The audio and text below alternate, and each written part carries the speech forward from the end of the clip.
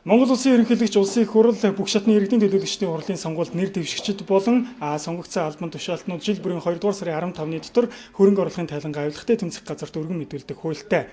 Хин ч өөрийнхөө хөрөнгийг бусдад тоочхыг хүсэхгүй, гэвч энэ бол улс төрчдийн хувьд зайлшгүй гүйцэтгэх ёстой журамт өргөн юм а. Өнөөдөр бид та бүхэндээ Монгол Улсын тэргүүн шадар сайд Алтан уугийг болон улсын хурлын гишүүн Баяр нарын хөрөнгө оруулахын тайланг сүүлийн 3 жилийн байдлаар нь харьцуулан танилцуулж байна.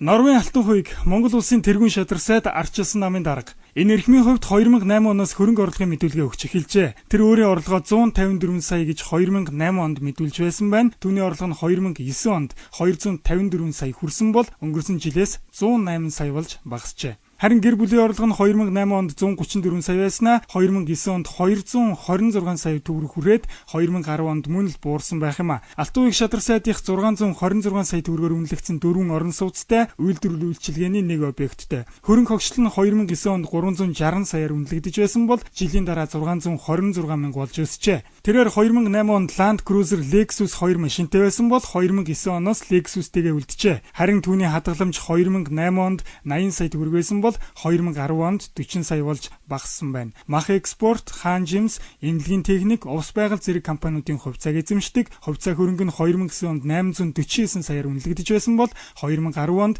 881 болж бага зэрэг өсчээ. Санжаагийн Баяр улсын хурлын гишүүн, Монгол Улсын 25 дахь ерөнхий сайд. Түүний орлого 2008 онд 147 сая төгрөг байсан бол 2010 онд 30 орчим саяар буурчээ. 195 сая төгрөгөөр үнэлэгдсэн нэг орон сууцтай юм байна. Зуслангийн нэг газартай энэ нь 180 орчим саяар үнэлэгдэжээ. Палас, Сансар кабелийн телевиз зэрэг компаниудын нийт 1550 хувьцаатай үнэлгээ нь 1 сая 155 мянган төгрөг юм байна. Улсын хурлын энэ хоёр гишүүн хөрөнгө оруулалтын мэдүүлэгтээ сүүлийн 3 жилд бусдаас ямар нэгэн бэлэг сэлт болон зээл аваагүй, бас хувьдаа малгүй гэж мэдүүлсэн байна. Алтан уугийг ласранаар шууд харьцууллаа.